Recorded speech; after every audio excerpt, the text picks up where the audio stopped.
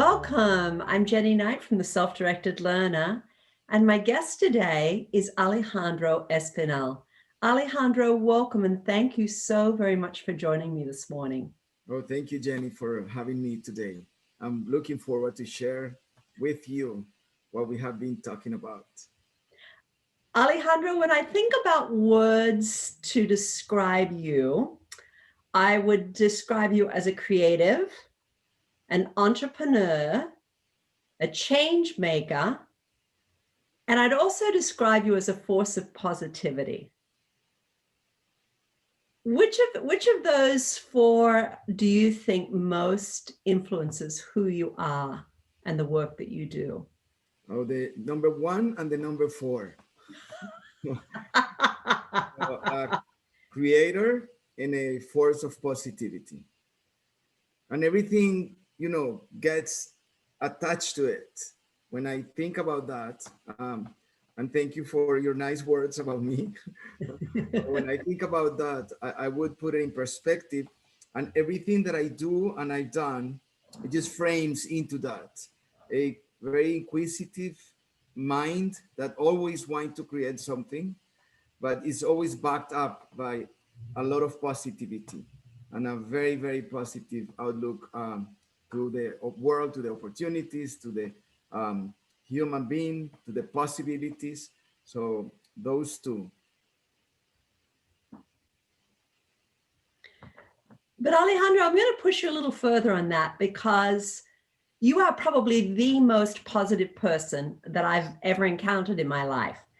And even in your business relationships, you've mentioned that if you encounter someone who has an edge to them or something about them that just doesn't flow easily, you immediately say, you know what, that's just a first meeting.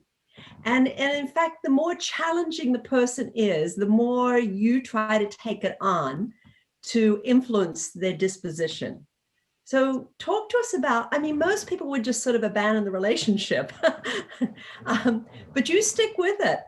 But you don't just stick with it. You want it to move forward. Why do you invest so much time in relationships with people?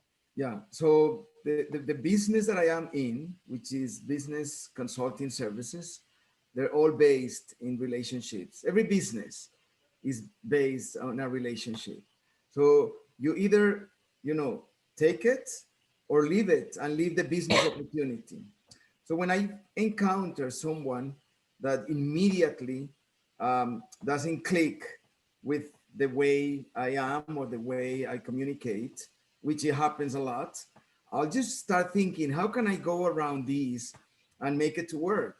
Because it's gonna be, it's gonna be a business relationship, maybe a personal relationship in the future, but it's gonna bring something into the project. Instead of just ignoring the person, I have a principle, which is that everyone uh, usually has something to share of value or something that you could benefit from. And the interaction with that person, it would always be beneficial if you want to look at that relationship like that. So when I find someone that it doesn't click, I'll just go around and start thinking, what's his personality? And it happens to me yesterday. I was doing a presentation for a proposal. There were three people, which two immediately clicked on, and the other one, it was like hesitant. And I, instead of just like ignoring him, I thought like, oh, I'm gonna gain him into this, game, and I'm going to try to work it out. So I started just like, talking to him, asking him questions, involving him in, the outlook that we had about the company and the issues. And at the end of the meeting, it was fun. It was very enjoyable. So yes, that is true, and I always do it, and I'll do it all the time. And the most difficult people, the best challenge is for me, because it makes me think, how can I go around? How can I take from this person what he or she knows? How can I make him my friend? But through knowledge, you make people get interested, and through sharing interesting viewpoints, no matter who the person is. And I only encounter a big issue in the course of my business with one person. And it was not possible. I wasn't able to do it. So I abandoned. I abandoned. Yes. But not after, certainly after a lot of effort. Oh, but yes, a lot of effort. And I tried from every angle, but he didn't want it. So I said, okay, that's fine. So Alejandro, you have interest in so many things, and you see connections between business and typically areas that are not considered businesses, such as schools and education. Where did your interest in education develop? And your children have long left, formal schooling. They've moved on to university and jobs, but you continue to be very, very passionate about education. Can you Yes. talk to us about where it came from and where you believe education is going? So gaining knowledge, more than education. You know that I am the biggest enemy of traditional education. so I'm always thinking about gaining knowledge from the very basic. It is the cards that you play to succeed, no matter what. Education, I think that is about everything. So it interests me because there is a part of me that is very much a social part that's interested by people having opportunities and the ability to develop and grow themselves and be successful. And I don't think that that will be very easy to achieve without education. So the number one motivation is because it interests me as a social matter. Where education is going to take us. How can we transform education so people will have access to more opportunities, no matter if are my kids or if it's somebody else, just the people in general. So to answer your question, it's a very, very deep inside me, the interest to think and to participate and to promote a new wave of education. So that's the answer to your question. It is part of me. As much as I am a creator and a positive mind, my mind circumvents on the topic of technology, creativity, and always knowledge and information, and if you want to call it education. Mm. You recently, in a conversation, you and I were chatting about the influence of the pandemic. And certainly we all acknowledge the tremendous devastation and negative impact of the pandemic. You also spoke about some of the positive outcomes.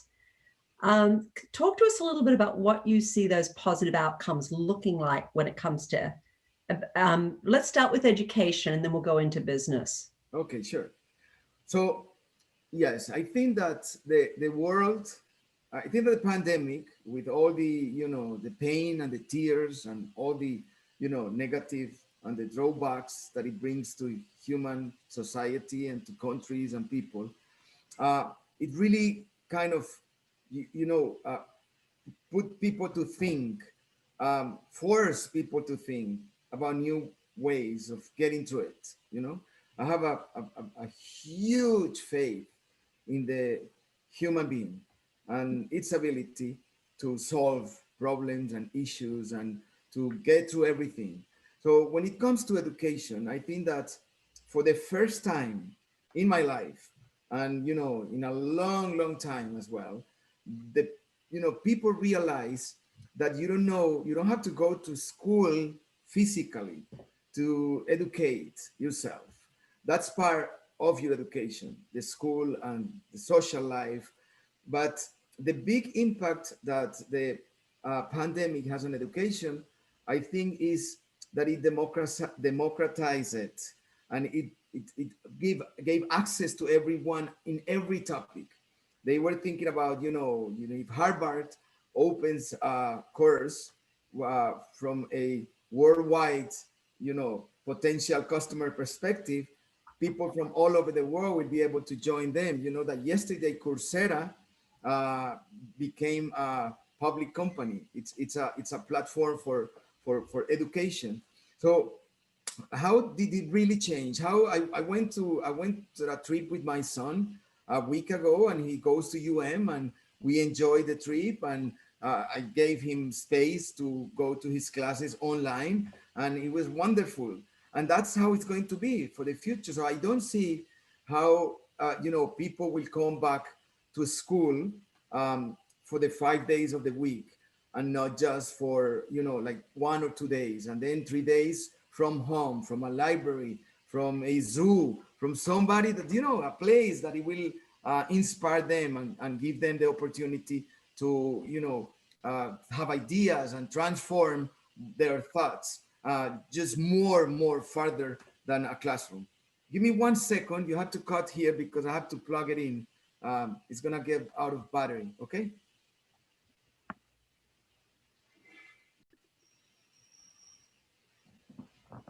Okay. So yes, I was thinking about a nice way it's gonna happen.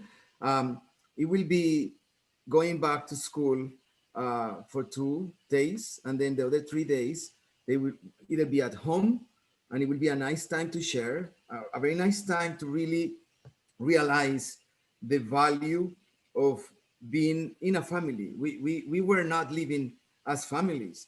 The kids went to school, mom and dad went to work, they met in the evenings. Sometimes they don't even have dinner together. Next day, everybody leaves without even having breakfast on the table. And then on the weekends, they have sports, they have family. So people don't live as a family. That we were not living as a family. And I've heard a lot of things about at the beginning of the pandemic that were people having trouble coping with each other because they were not used to it. So now it will be a great value for the kids to stay at home and to take responsibility during the day, the whole day at home. They can enjoy, studying. They can just access schools from different parts of the world.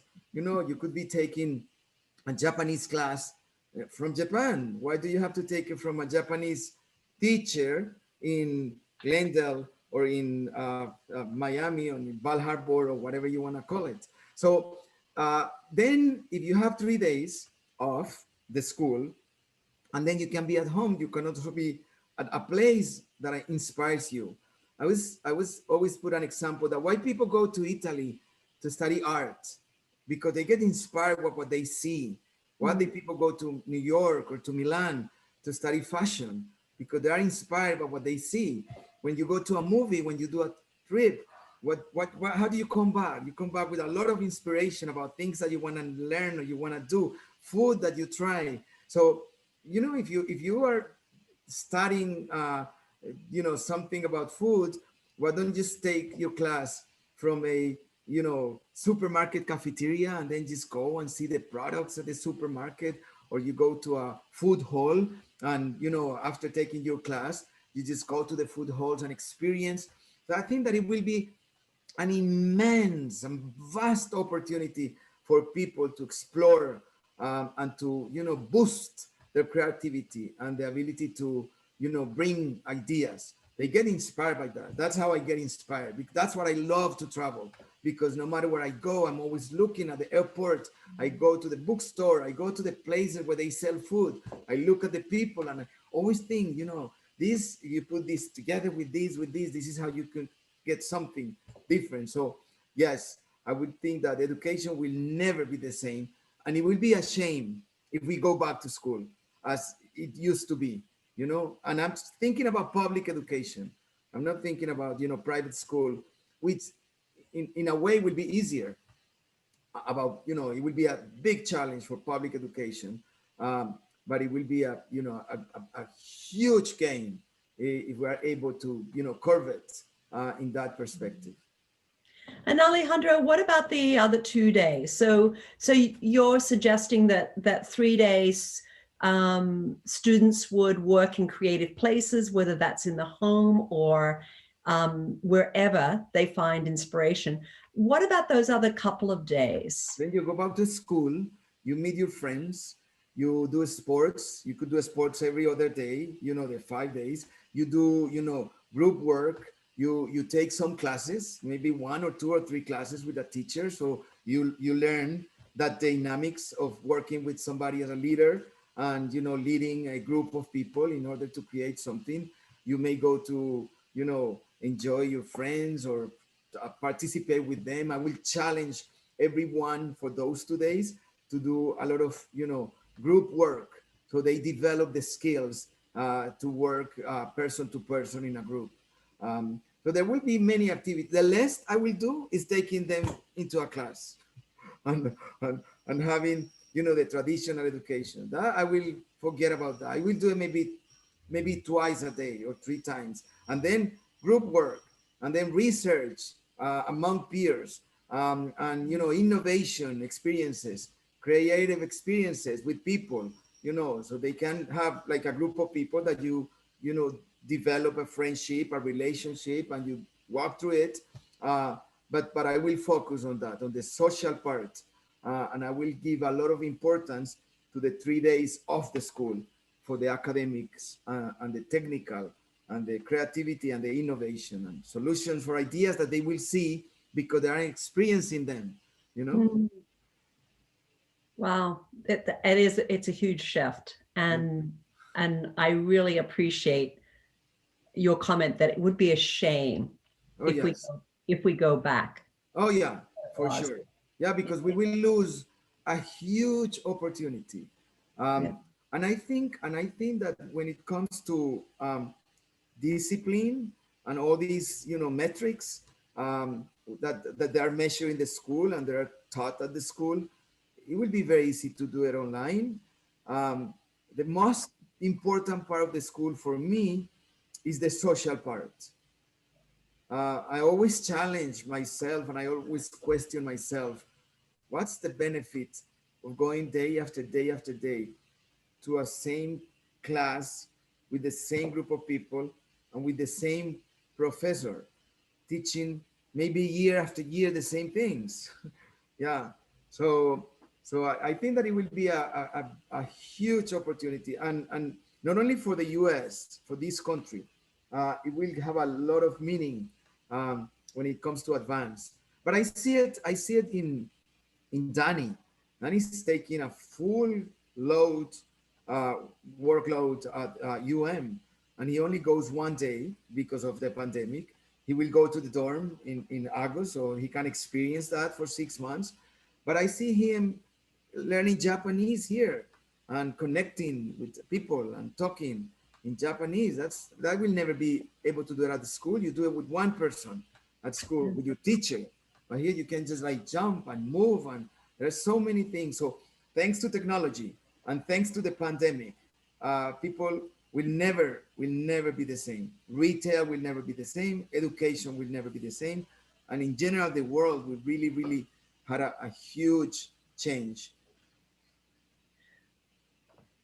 Well stated. Yeah.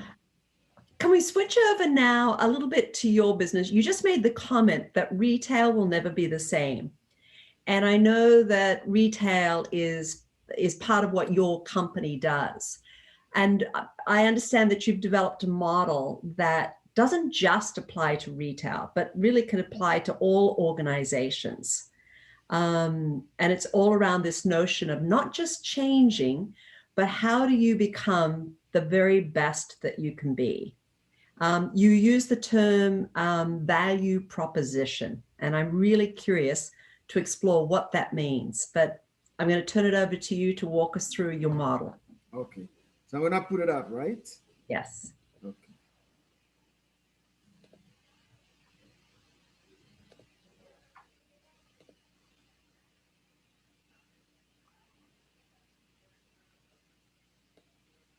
Okay.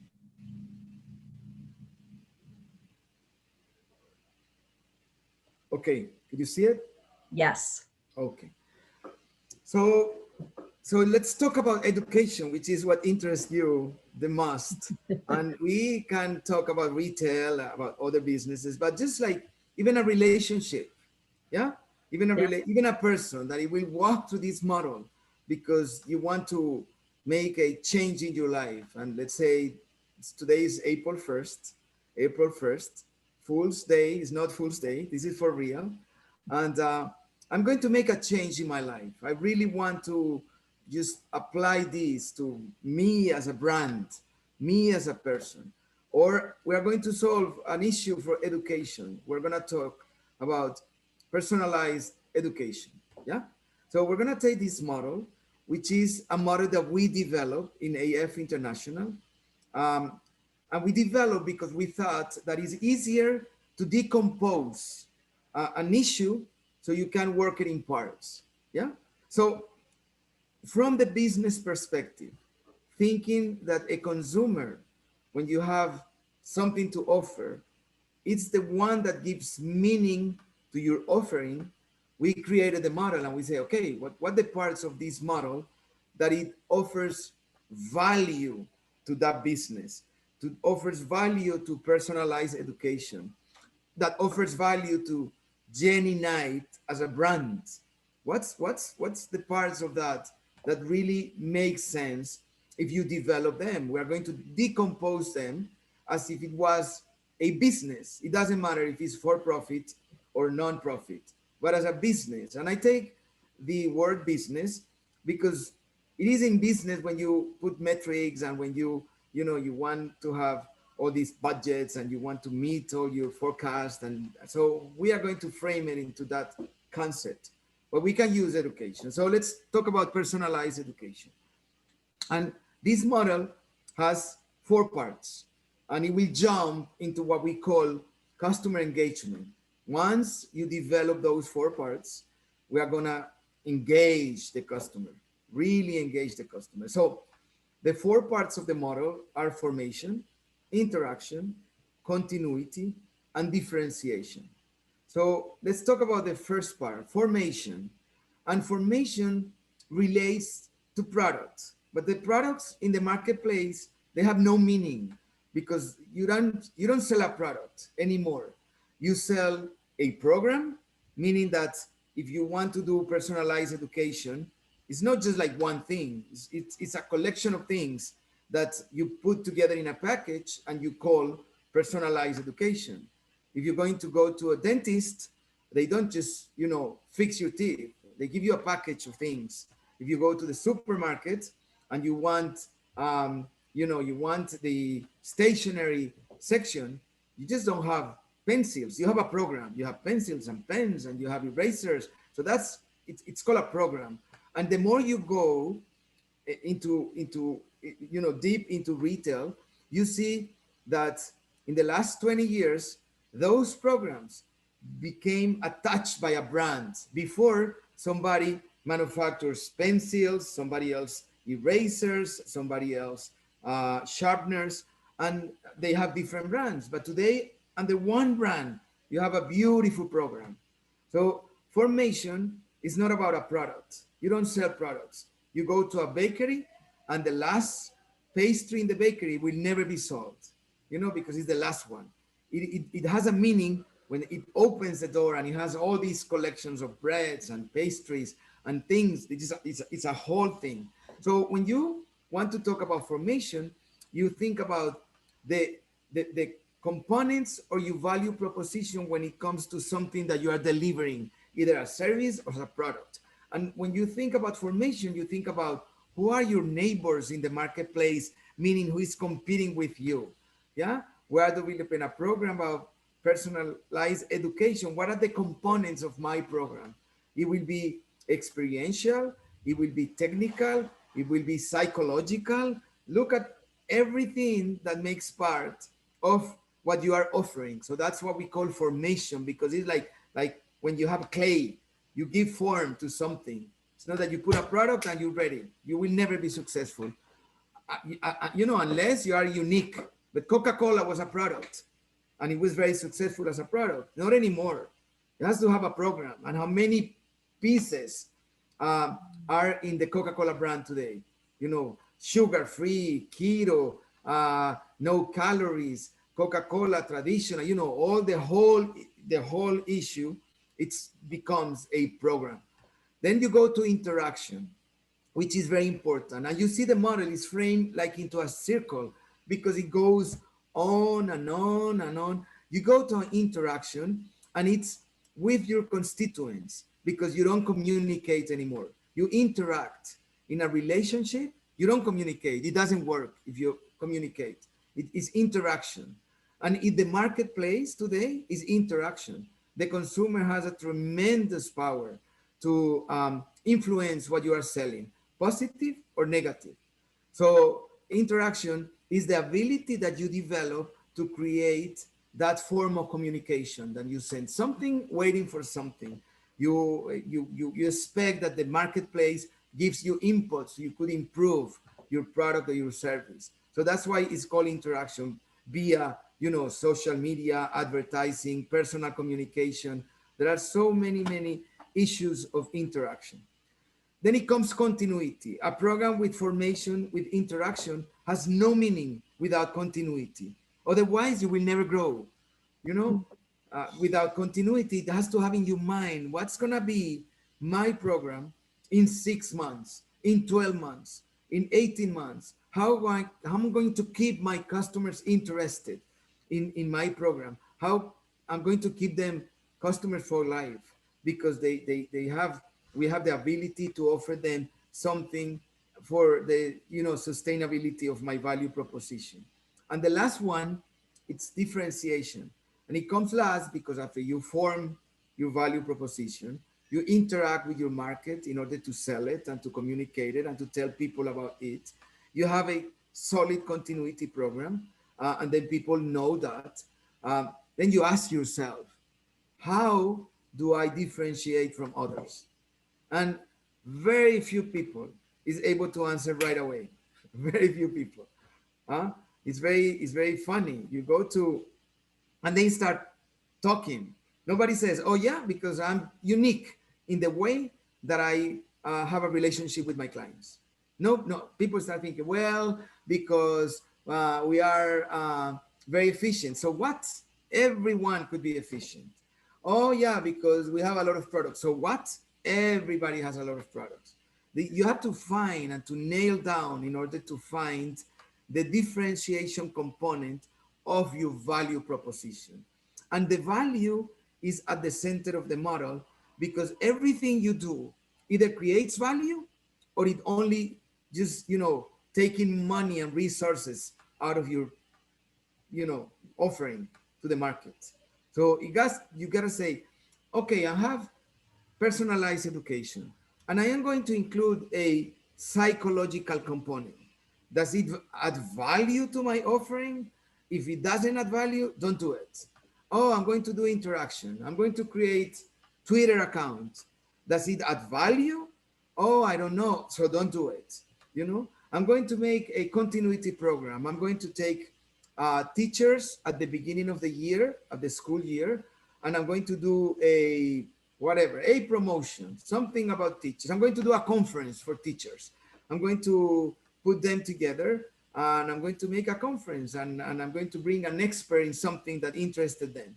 That's continuity. Does it add value to my program? Oh, well, I don't know. No, don't do it.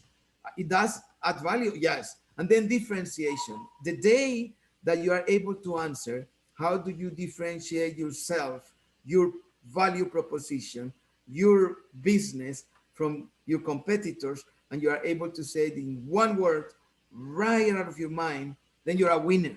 You're ready to move on. And you're ready to move on to the right of the model, which is we are going to create customer engagement because we already created an experience for my customers.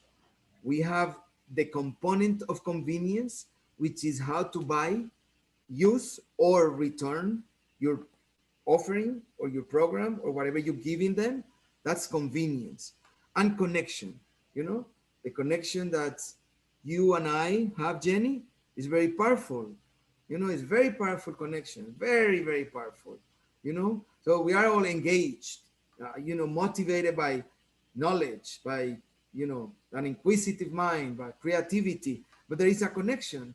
How Delta created a connection with me as a customer, how, public supermarket created a connection with me as a customer, why I don't ever want to go back to whatever, Sedanos, or, why don't want to fly with American Airlines? Why not? There is no connection. So that is a very important part of the model, which is an integrated thing. From the left part, you work on what you are offering. On the right, you work on your customer experience, convenience, and connection. No matter what, a school, a program, university, business services, a pharmacy, a hospital, anybody, anybody, a person itself, what's the experience that you create as a brand, as a person, when you interact with other people? How convenient your experience is, how convenient it makes to other people. And then what's the connection that you create with them when you are, engaging in a relationship? What's the connection to values, to knowledge, to enjoyment or entertainment? So that's, I would say that's, every time I present this model, I get very excited. Uh, because I'm picking up on your excitement, and actually, if you're able to come off the model, Alejandro, so that I can see your face with excitement in it. Okay. The thought that's going through my head right now is that this is what every school should be doing in August.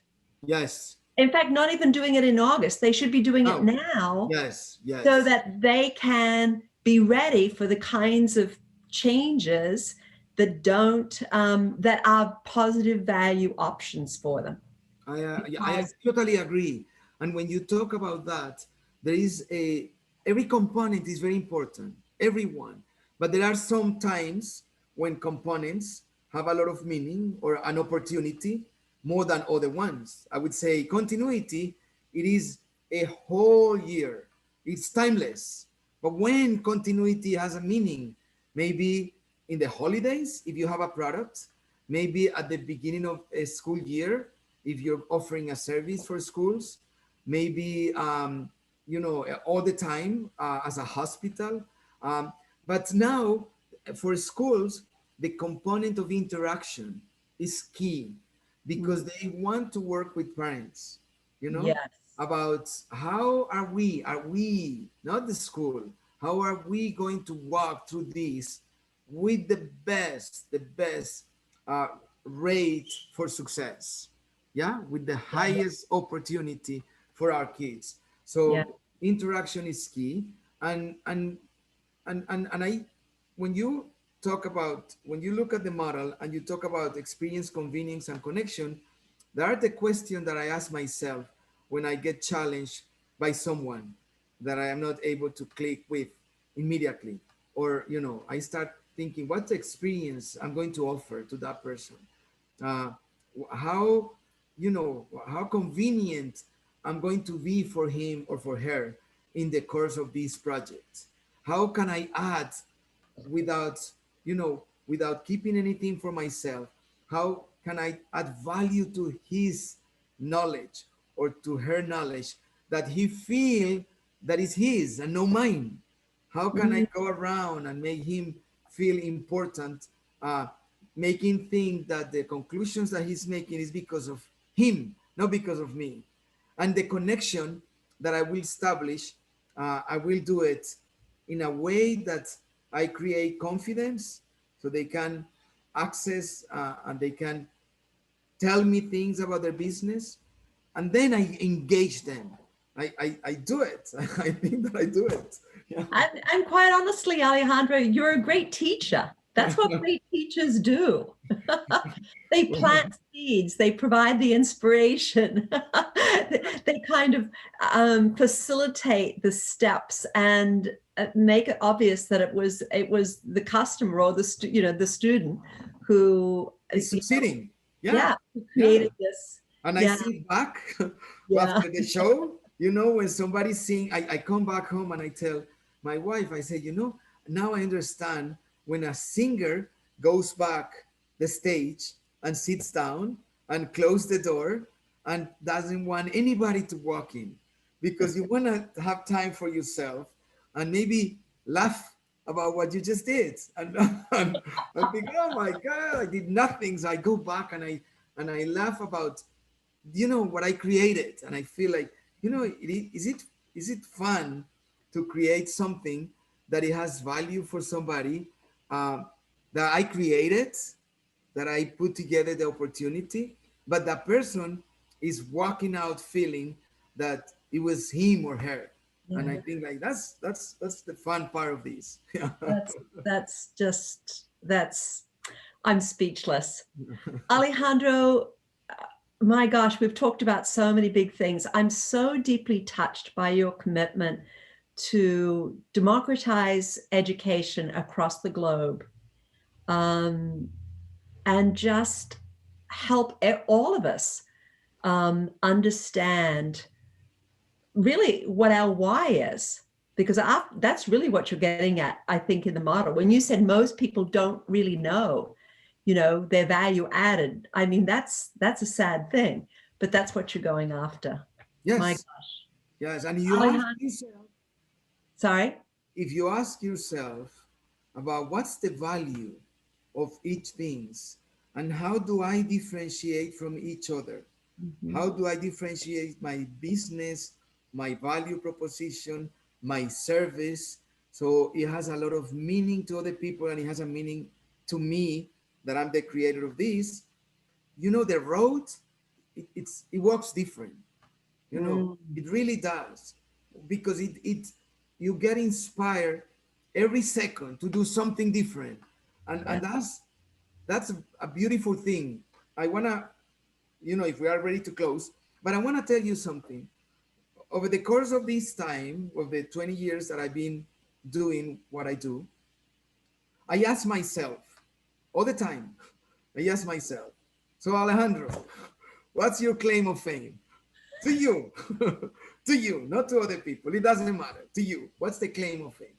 And there are so many times when I feel very stupid. I feel like, is it anything great that I've done really over the last 20 years? And I come back to saying to myself, to the inner Alejandro, yes, because I was able to put knowledge in front of many things I do, and Mm, the satisfaction and the retribution, it's priceless. Nobody sees it but you. When I step in front of people, and I feel very little and very, very, very humble, because a lot of people around there, out there, many people out there really know things and topics, and they mhm. study. Look at John. He's an expert in what he does, and I'm not. But when I step in front of people, and through the experience of learning throughout my projects, I'm able to communicate something that inspires them. That's priceless. I come back and I feel like, you did it, Alejandro. Finally, you're doing it. Every time you exchange something, then you do it. I gain a lot, but I'm able to communicate something that it makes people, wake up tomorrow with an idea, or at least thinking that they will do something. Yeah. It's that force of positivity and creativity. Yeah. See, I'm going to write down that. So next time, yeah, I have a conversation with my family and I say, hey guys, look at here. Alejandro Espinal, thank you so very much. This has been really inspiring. Anytime. Thank you so much for Thank having me. you. And Jenny, anytime. I'm always very much inspired by the conversation with you.